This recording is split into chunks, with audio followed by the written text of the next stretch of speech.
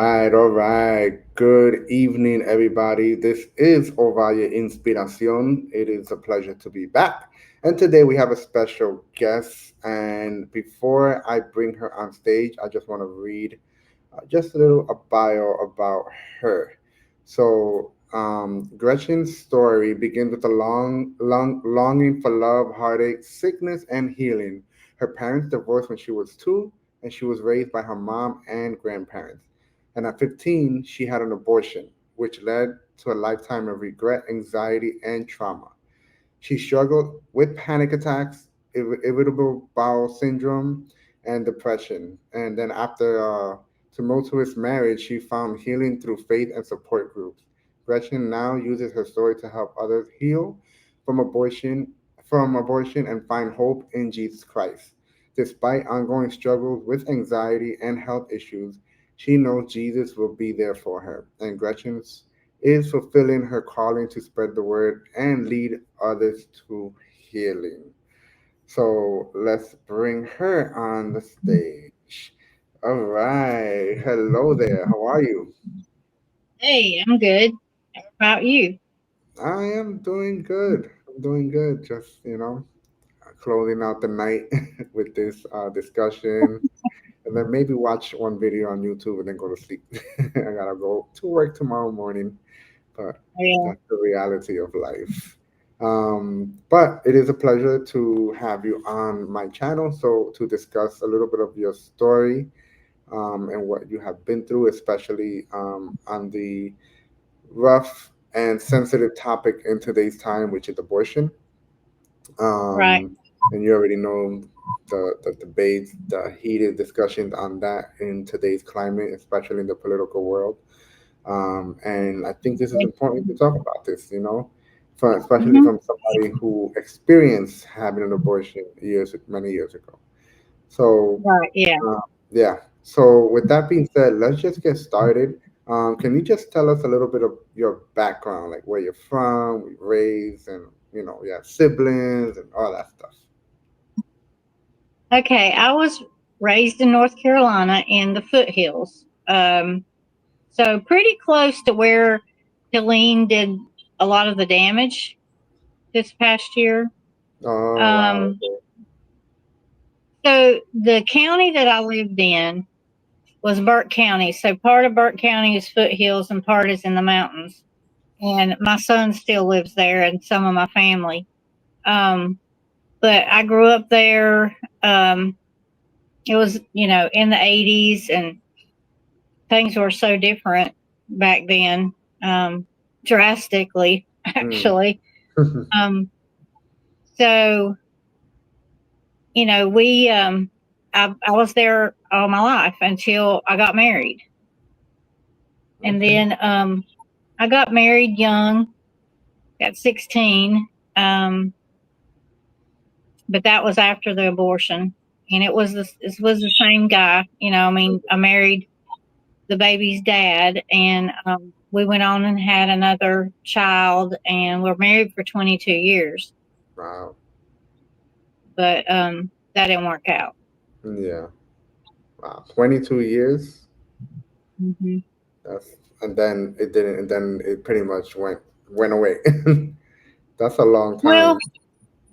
it was it was going downhill for a long time. Yeah. But with my anxiety disorder, I didn't know any different. Plus, I was a child when I Mm, got married. Besides having an abortion, and I was still a child. yeah. Um, so I've learned a lot. I've learned a lot since then. Yeah. So you got married at 16.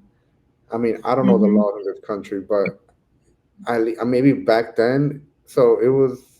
How was that? How was the law? I mean, I don't know if people can get married at 16, and maybe they can with the consent of the parents, but I don't know how it was. Yeah, Yeah. my parent, because I was in such a state.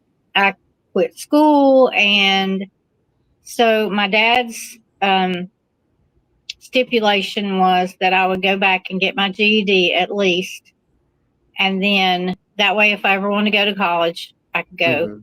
Uh, Then he would sign for me, and it Uh, was my mom. My mom was on board, but my dad mhm.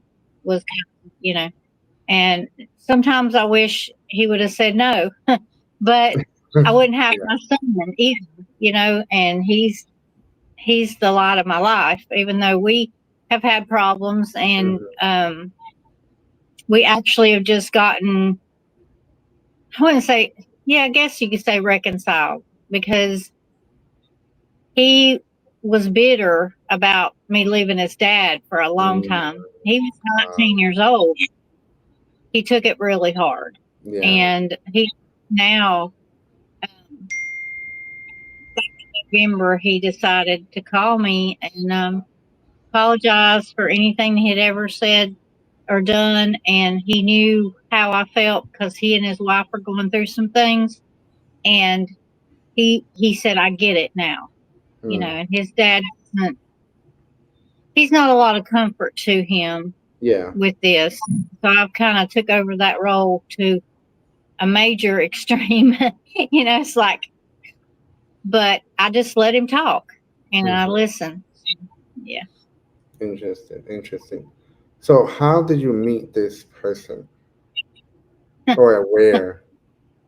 Yeah. So I was in ninth grade and my friend and I had stayed after school at a ball game, and she and I wanted to eat. Well, we had a Hardee's that was like right behind the school, and we decided to go get something, but neither one of us had a lot of money. And so we asked for one burger cut in half, and Mm, hers fixed one way and my half fixed another. And that's where I met my son's dad. Was he was working at that Hardee's. oh. Yeah, and I had seen him several times. I went through the drive-through with my mom. Mhm. Never crossed my mind, not, you know, um, never crossed my mind at all. And he just gave me a note and wanted my phone number, and I left it, but I didn't think anything would come of it. So I went on to my friend's house, and um, I got home and my mom said, somebody named Kyle called you. And I'm like, you mean Kale? She's like, yeah, I think that was it. And, then from then on, I called him and we went out, and, so that's how I met him. Got it. And were you guys in a relationship afterwards, or it didn't lead Yeah. to that? Yeah. Yeah, it And did. It and did. how were your parents, if they knew, what was their I guess thoughts and opinions? Well, my mom, she always liked him. He was 2 years older than me. It wasn't drastic, but he was a senior in high school, and he had already dated several girls. So Mhm.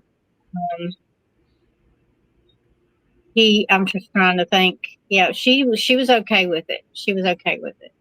Yeah. Of course, And she didn't know he was asking me to have sex, and that wasn't yeah, immediate. That was a little bit, and then I would say no, I don't want to do this, because I always said I was going to wait till I got married. He did a lot of pressuring. got it. Got it. And then eventually, with the pressure, I guess you just got tired of it and you know what? Fine. Well, and you're in the moment and you're making out and you're like, Yeah. you just It just like happens. what? Yeah. Yeah. Okay. So now at that age, right? You're 16, right? Or what? How old were you when you were dating? 16? 15. I was 15. Yeah, I Okay, was so 15. 15.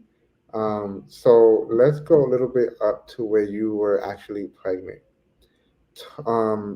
Tell me the process. Okay, you got pregnant, and I'm sure you had emotions all over the place.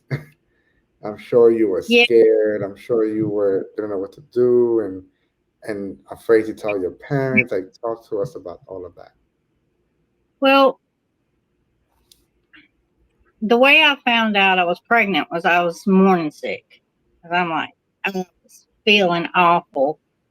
And I don't even remember, because it's been so long Mm-hmm. how I thought about doing a pregnancy test. That part of is, I can't remember that part. Um, but I did, and it was positive. And so we had to go tell my mom. And when we told my mom, and we had, and being 15 years old, I didn't know anything about abortion. I don't know if I even heard of it. There's still some stuff. I don't know if I blocked it or if it just Yeah. been so long. I just can't get that memory. I don't remember exactly who brought it up first. I'm pretty sure it wasn't me because Mm-hmm. I wasn't even talked to about any of that with my family. That just wasn't even a thing. I mean, Yeah. heck, my first kiss was just the year before, and it was just a little, A little peck. it was just totally.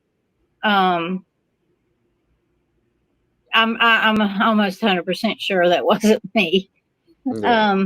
And that bothers me because when I answer that question, I'm thinking, I hope I'm not lying because I'm not intentionally lying, but I'm not 100%. I'll say 99%. Um, so my mom took me to the doctor, Mm-hmm. and the doctor confirmed. They told her that, well, I don't even know exactly what the doctor said, but they basically gave her some options, and that was one of them. And then she talked to my dad's second wife. My dad's been married 3 times. He's got a great wife now. It changed him, but the second wife, of course, they weren't married. My mom and her were friends. She had evidently had an abortion Mm. and had told my mom where to take me. So we were living where I grew up in Valdez, North Carolina, and the only place you could go was Asheville. Have you heard of Asheville, North Yeah, Carolina? that's where Yeah, the hurricane hit, right? yeah, right in Mm. there, yeah. And so until recently, I couldn't even remember the name of the place. I kept assuming in my mind it was Planned Parenthood, but it Mm. wasn't. It was called FemCare because I just kind of did some research, and when I saw the name, I'm like, that's it. Mm. So, and they're closed, so that made me happy. Um, so that's kind of how that happened. My mom said recently she wished she would not have done that, but when you're in the moment, and she was a single mom, my dad wasn't in the picture. He didn't know about it until 20 years later. So, Mm. Wow. 20 I years mean, I later. I suppressed it pretty good, except for my mom. And my dad's second wife knew. Of course, my boyfriend. It's so weird calling him boyfriend because I was married to him for so long. Um, and a couple of my friends, and that was it. And Wow. 20 years. I Mhm. shoved it down for 20 years. Wow. And Hmm. when your father finally found out, or you told him how, well, I mean, it's been 20 years already, but what was his reaction? What did he say?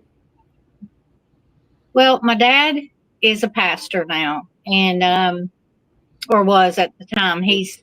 I'd say he's retired. He's 78, but he just said to me, he said, "Did you ask God to forgive you?" And I said, "Yes." He said, "Well, then you're good." Hmm. And I was good with him. They just wish they would have known they could have helped me raise the Right. baby, or help me put it up for adoption or something Yeah. like that. But it is what it is, and I feel like God's put me in this place for a reason. I'm still trying to figure out exactly what He wants me to do. I know using my story, definitely. Um, but I'm getting there. My thing is getting my 501c3. And once I have that, then I can really work on the other part. Right, right. Um, so when you were gonna get the abortion, how is the? I mean, because it's different. I don't know. Nowadays we have more technology, more advanced stuff. How was the abortion done during that time, or at least with you? Um, they put me to sleep. Ah, Thank okay. Jesus, because I would have been worse off Yeah. mentally if I'd have had to do that. But I just remember going there and the nurses, doing their triage stuff. And I was so nauseated that I almost passed out. I was Mhm. like sick as a dog. And and then they put me in the room, with the bed, and I don't remember looking at any of this stuff because either I blocked it out or I just didn't know what it was because I was still a child. And then I remember waking up. And after I woke up, I started crying for my boyfriend. Mhm. And because I was, just wanting him because I was always, I think I was afraid he was just going to leave me, or not leave me there, but because my mom was there too, but just Right. leave me, not boyfriend and girlfriend anymore. And, I kind of think that I clung to that because with my dad and I have a better relationship now. But Mhm. when I was a baby and when my mom told him he was pregnant,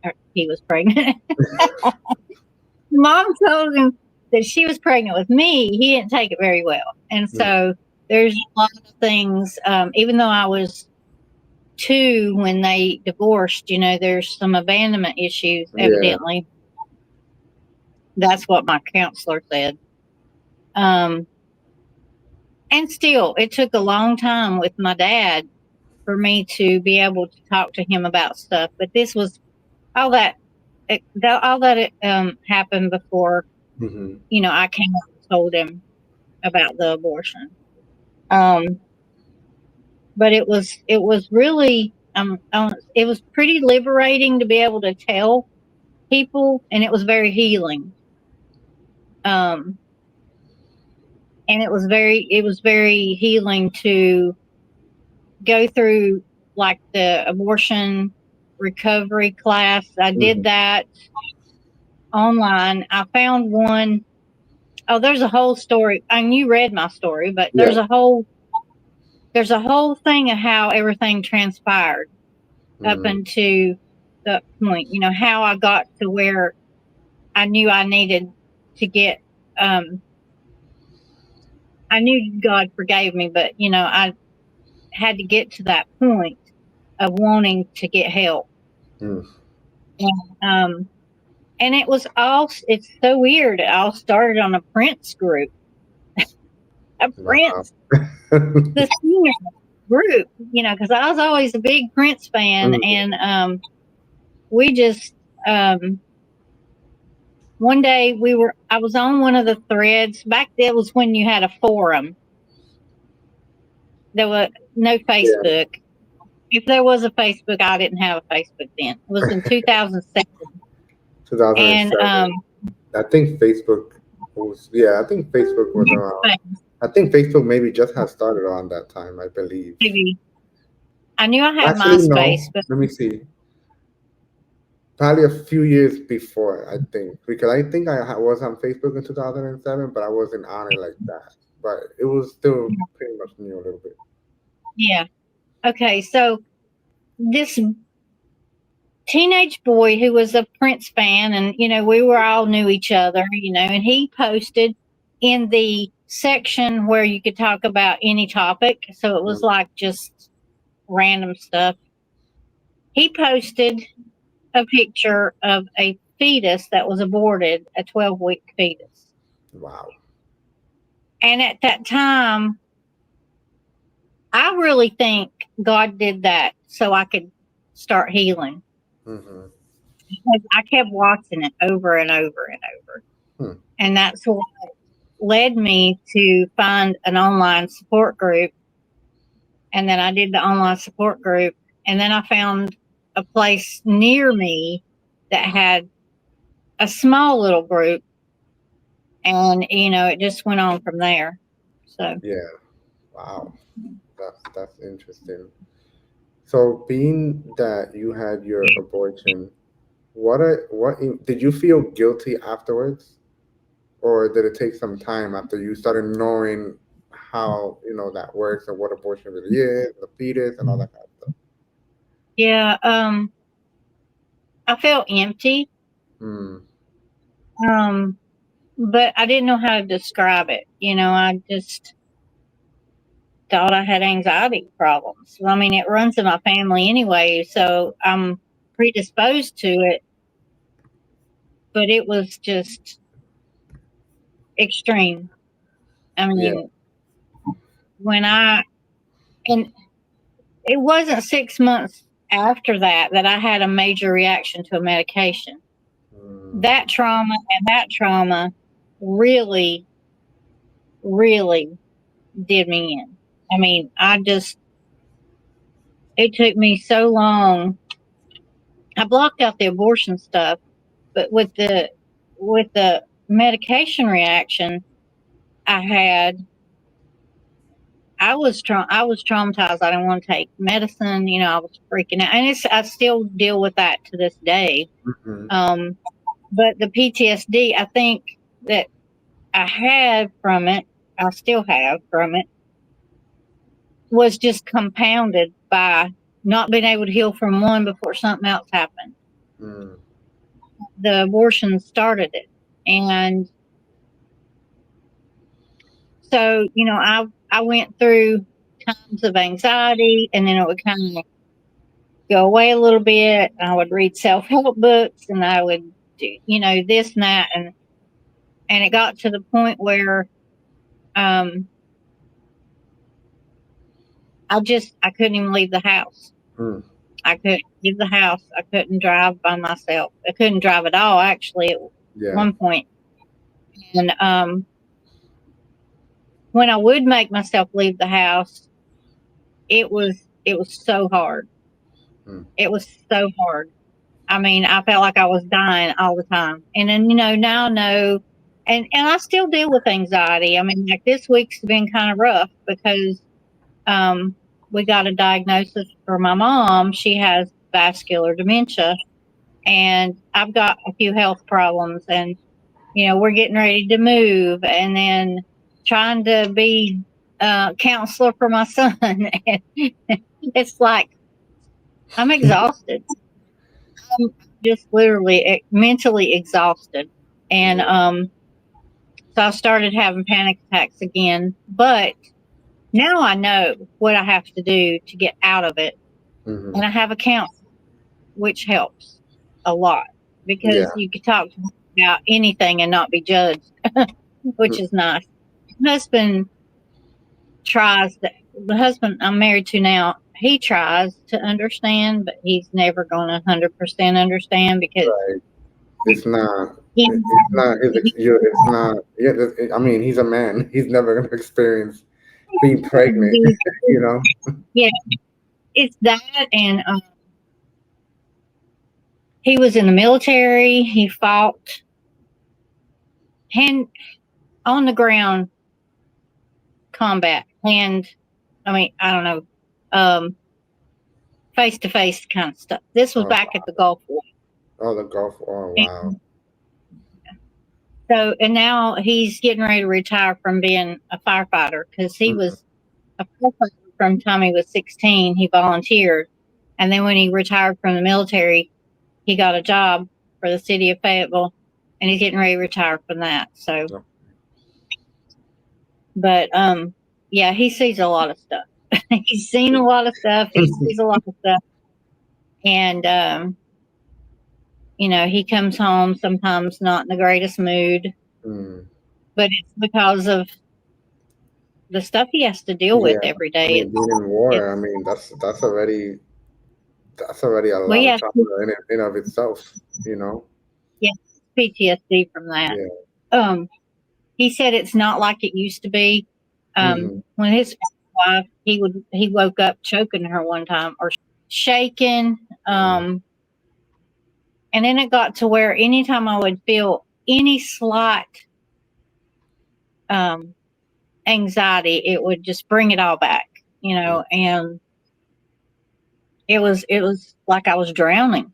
Couldn't Yeah. get out, and felt like I couldn't breathe good, and it was it was rough. It was rough. I mean, it's not something I'd want anybody to experience, and there's a lot of people who do. There's a lot of it, but I think for each person, Mm-hmm. um, triggers are just a little different. But with women with abortion, I mean, they can tell you all they want to that it doesn't bother them. Hmm. If they're truthful, they're probably pushing it and shoving it down and repressing Right. it, and because I don't see how. I have a friend who had 4 abortions. Wow. Now she has 4 kids. So I'm like, she's got to know that God gave her those children for a reason. Because most women have issues, some Mhm. reason or another, especially that many. I mean, there's some women who can't have children. There's some who, have a lot of problems. Mm-hmm. And but yeah, panic attacks are really hard to explain. It's just like the worst fear you could ever feel, but you can't do anything. You can't run. Hmm. Um, Running's not going to do anything um, Right. except basically. I used to be in a store and I would leave. Well, leaving doesn't fix the problem. You're just getting out of there, But Yeah. um, yeah, lately I've tried to make myself stay if I can when I have one. They're Mm-hmm. not as bad. I mean, I say they're not as bad. They're not as often, but Mm. they're more intense when I do have one. Oh wow. And yeah, and if things change, like now, um, instead of my heart racing as much, I feel kind of woozy headed before Mm. I have one. Feel it Yeah. coming on, and so I've learned some techniques if I just remember them during that time, because your mind's just not into focusing on anything, and Mm-hmm. you're stuck, And so my husband always like, read something, just open up whatever's in front of you and just read it. Open up your phone, just read. And I'm like, I feel stupid just reading for no reason, whatever. He's like, just read because it gets your mind off of it. And there's another thing they said, counting backwards. Hmm. You can't do certain things and be anxious at the same time. It's like a grounding technique. So I'm Yeah. learning those. I've been dealing with this since I was 15, 16 years old. I'm Wow. 54. That's a long I time. mean, you get a handle on it and you forget to do what you need to do to take care of yourself, and it can slip back in. Hmm. The enemy uses it as much as he can to bring you down. He Yeah. doesn't want me to help somebody, Right. or whatever. Right. So what is whenever you have your, tough moment, panic attacks, your emotions, how do you take that to the Lord? Like, what is something that you would do? Like, would you go into prayer right away? Would you have to, read scripture and or anything of that nature? Well, Talk to that's a good somebody. question. Well, talking to somebody really helps. Um, Anybody, especially if I'm driving and I start feeling Oh, it, yeah. I'll use my phone, call whoever. But I'm actually working on this little book that I can keep by my bed. Actually, I'm going to probably make sense. So that's why it'll be good for me to have that little booklet with me. I can put one in my purse. I can do, I've got ideas. It's just me sitting down and finishing it, and I need to do that. I was thinking about that yesterday because the last time I had a panic attack at night, I'm like, my husband was at work. Oh wow. My mom was, so usually I'll be like, Mom, Mm, but I tried to do it by myself, and mhm. I was able to work it out. I just got on my phone. I started coloring. I have a coloring app that I use. I have a puzzle app, and then I Oh have, yeah, puzzles you know, or crossword puzzles. They keep your mind, you know. oh yeah, yeah. My mom So loves crossword puzzles. anything I can do to distract myself from that. Um, but yeah, I like Psalm 91. That's my favorite one. Mm, Listening to worship music helps. Um, and reading my Bible. But I'm a very visual learner, so I'll read some of my Bible. I'll be trying to do Bible study, and Satan's trying to put me to sleep because he mm. knows that I'm not a reader. I'm not. That's not my favorite thing to do. Yeah. So I'll read my passages, and then I'll turn on YouTube to some of my favorite pastors Mhm, to where they're talking about that passage, and then mhm. I hear them talking about it. They're explaining it.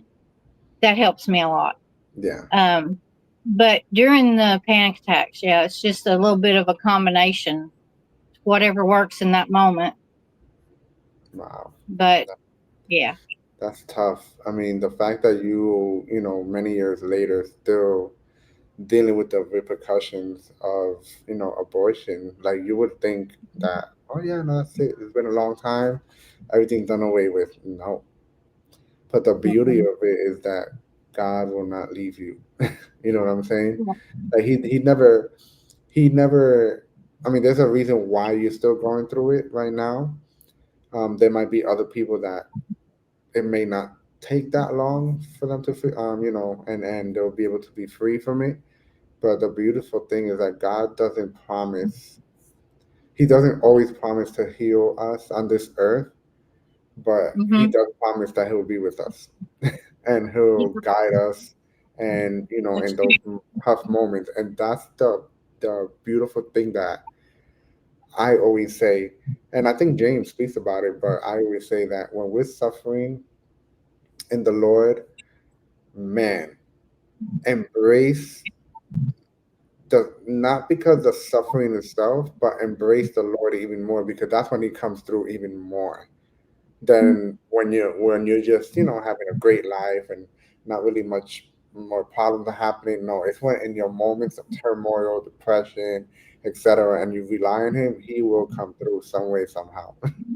And that's what he's Yep. best.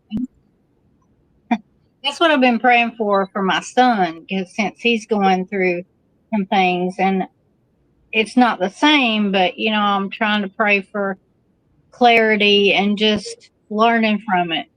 Yeah. Um, and that's what I've done. I'm trying to use my heartache to help other women not go through it, or either to help them heal.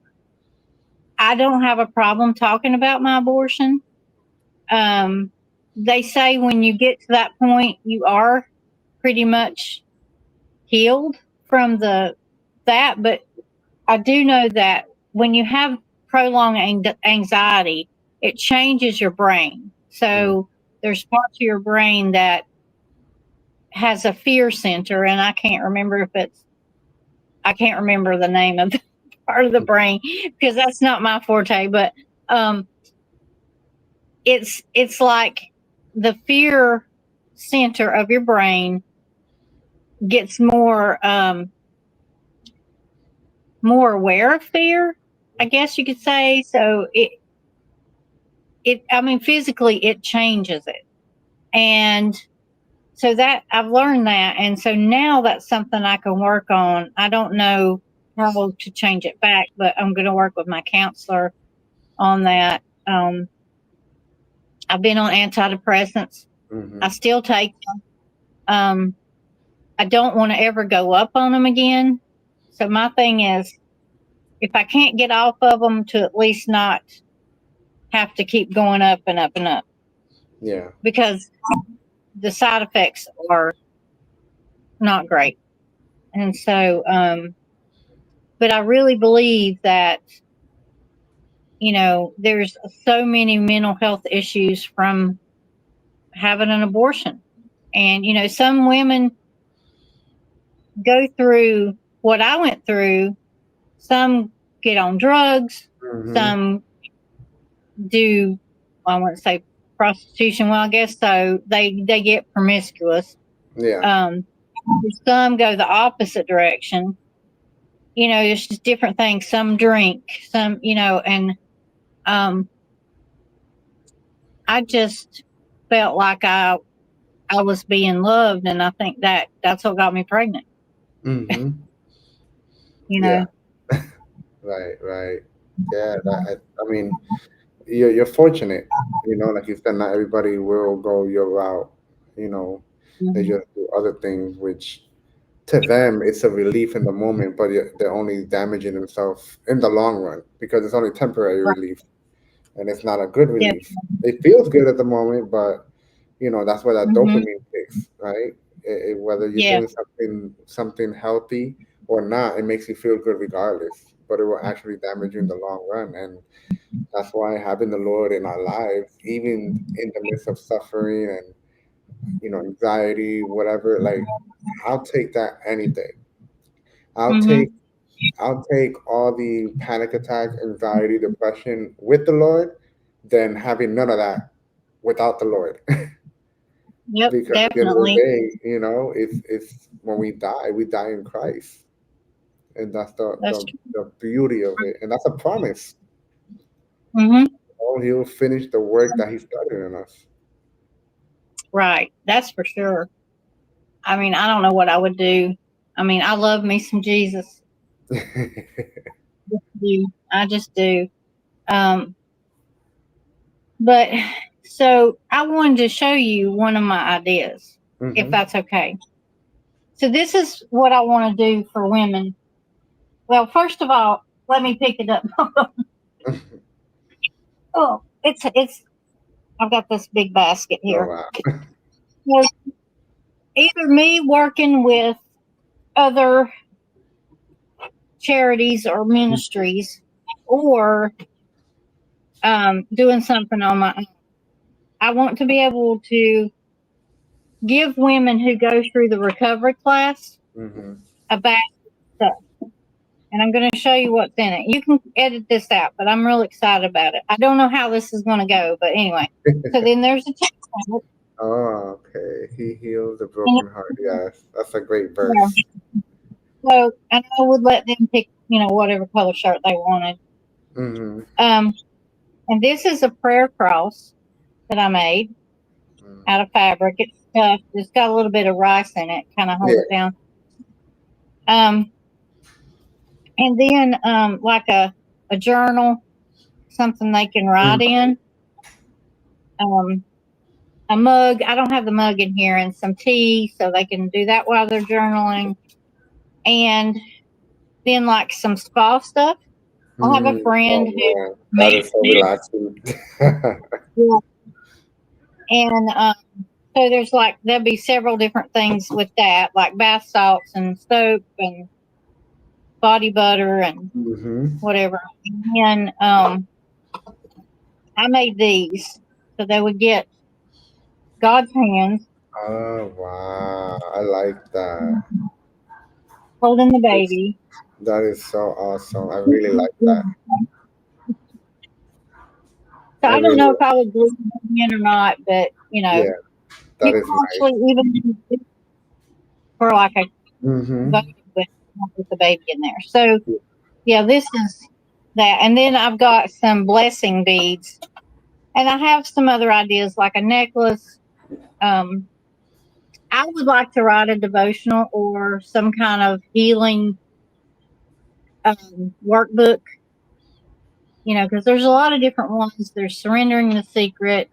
There's and I can't tell you off the top of my head the others, but a lot of places use those. But if I could get funding to help me buy the stuff. Mhm. But I also want to be able to, I don't know if I can explain this right. So, this lady in Indiana, she does photography and Mhm. she started doing abortion recovery sessions. Oh, nice. So, she's almost like telling your story before and after healing through Mm, pictures. Have mine done. wow, that is so cool. Way to Indiana. Well, I do photography. It's Mhm. like a hobby. But she's in Indiana. She don't come to you. You have to go to her. Mhm. But I could do something similar, and I talked to her about it a little bit. Maybe possibly doing it, maybe a little different, but Mhm. here in this area, um, but because that was very healing for me. I have to send you the slideshow of the Mhm. pictures because Yeah. um, she would do a couple a day and send me, and I'm like, wow, you know.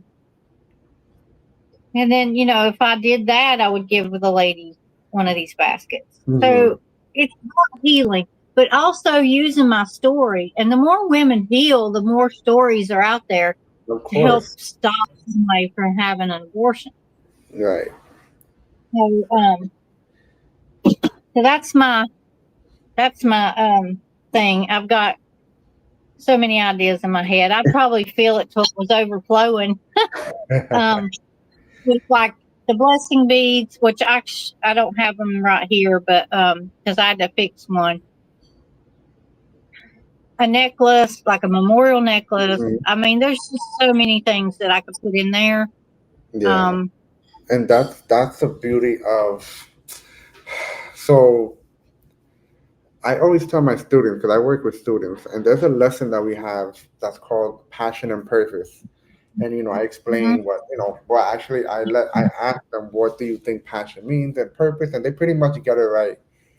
And then I make a statement later on, which I always think about for myself, and I always say, listen, you may not know what your purpose is right now, or as far as, like, what God wants you to be doing as far as, like, career wise, all that kind of stuff. And you're young. It's okay. You don't it's not expected for you to know. You're only in high school, or you're only in middle school.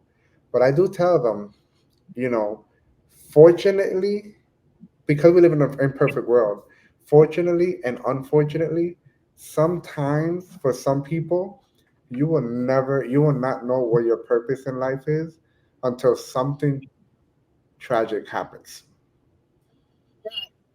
And that's just a yep. reality, and we will never understand that. And and I give them a Mhm, few examples, like, I don't know, like a person who lived the street life, and they were just drugs, and then they were homeless, and for like many years, and then when they got through recovery, and now they're living, they have a family, or all that kind of stuff. They're sober pretty much. They Because they know what that life looks like, they want to build, some type of recovery program, or they want to go out and help the homeless.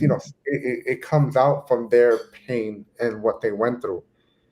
But if they never would have done that, he probably wouldn't have mhm, done what he's doing now. You know what I'm saying? So for some people, yeah, it just might take something bad that happens, or something bad that happens to someone that's close to you, or anything like that. And that's just a yeah, reality. And we will never understand. And we, like I said, we live in an imperfect world with sin, and but God will take anything ugly and turn it into something beautiful. definitely. And I that's what totally agree. yeah, that's what he's doing with your story, with whatever resources that you have, that he's given you and will give you. Even if, listen, at the end of the day, we're not here to compete with anybody. We're just here Right. to be a servant and a service to others, because you never know who might be touched so much by your story. Let's say Mhm, you reach out to like 20 girls, 20 women, but it took that one woman to be touched the most to the point that they start doing something for other people that can reach millions. It all takes one person. Mhm. You just never know. Mhm. Your Well, job is to keep it serving. I met this lady through an online auction group that Mm, I'd go to on Saturdays, and she had moved up here from. I'm not going to tell her name, but she mm-hmm, moved up here from Texas. Her son was here because he's in the military, and she was having some health problems, and she was getting really depressed. mm, Well, we had lunch one day, and she's like, "I want you to know you saved my life." wow. And I, me, I mean, I was just like, I don't know, because I reached out to her when she was really feeling alone, and I'm not, I'm not trying to be um, self-centered or anything like that, but it just amazes me what one little thing you could do for somebody can do. Yeah. And she is actually she's dealing with some health issues, but she wants to help me with my ministry. Mm. And she didn't have an abortion, but she took her son's girlfriend to have an abortion. Oh wow. And he's, uh, for Mm, some reason, no, I got that backwards. She took her son's girlfriend to have one, but she was too far along, and they mm, ended up having a stillbirth at the end. And these her son was 15, mm-hmm. and they didn't know what to do. They didn't even know what was going on, So she held the baby till it took its last breath. So she's, you know, um, dealing with it, but in a different way.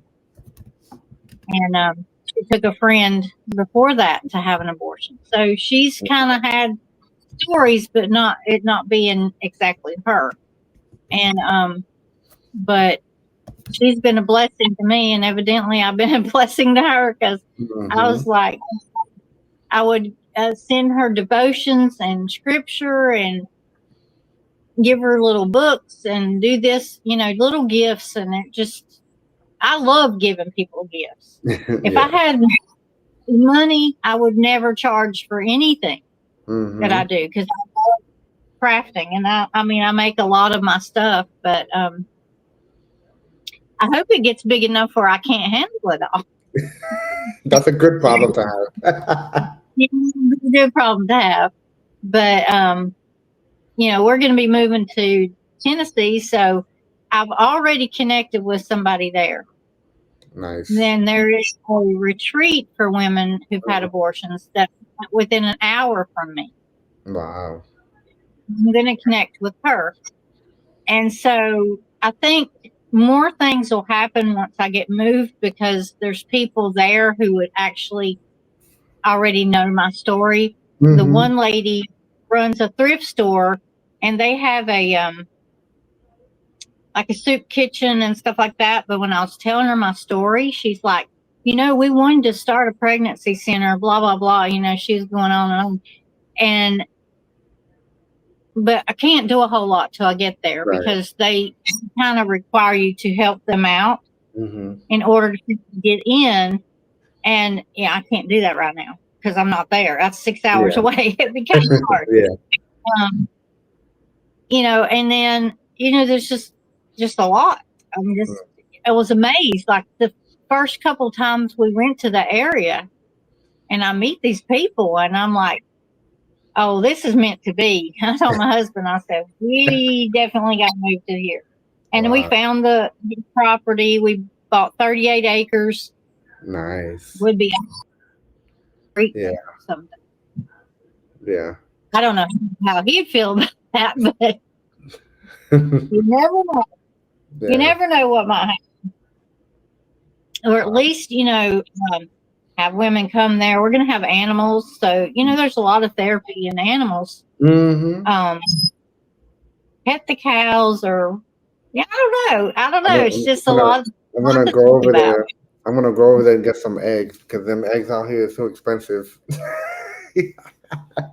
Get your eggs. Well, I have a coworker who she lives. I've never been to where she lives, but she lives in a nice big house. But she also has like a big chicken coop, and she has like I don't know 15 to 20 chickens.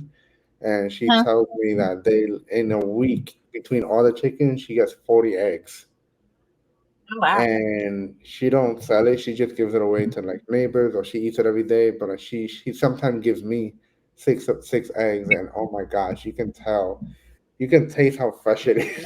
Like What we literally in the morning, they just lay the egg, and then she'll come to work and she gives me them, and I'm like so fresh. my my husband's it's one of he volunteers at the fire department too. So it's that fire department chief Hmm. gave him a day tonight.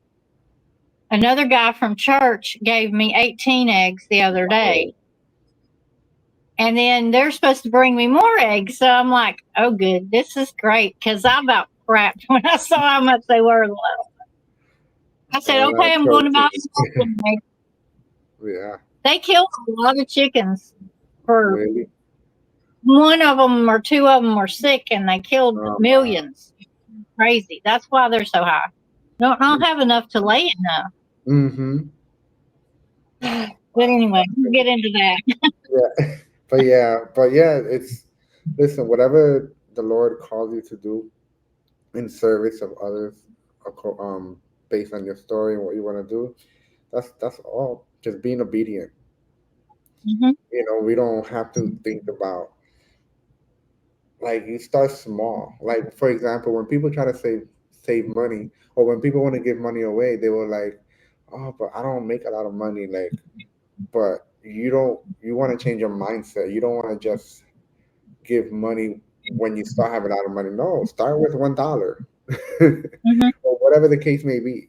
You just never know what can happen from that and how the Lord can bless you. You know. I'm actually, I raised half of my money for my 501c3. I want to make sure I got enough money to do the whole thing Yeah. because I may have to hire a lawyer. But Hmm. I had a yard sale and people donated stuff to me and we made over $400. And then I'm having a vendor event May the 3rd here. We have like a local area. They call it the Hope County Fairgrounds. Um, so I'm using that area and we're going to have a Mother's Day Nice. vendor. And so it's like the week before Mother's Day, plus it's a payday weekend for the military and Social Security. And, so I'm charging the people to set up. I have to pay a little bit of that to the place Mm-hmm. for each.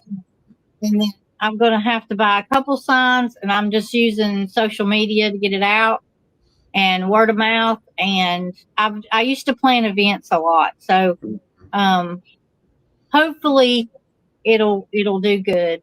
I'm hoping to get. I mean, I've got like 5 vendors so far, but we've got 2 months, and I'm thinking most people come in the last month because Hmm. they don't know exactly what their schedule's going Yeah. to be, and putting it out there. So $40 per person.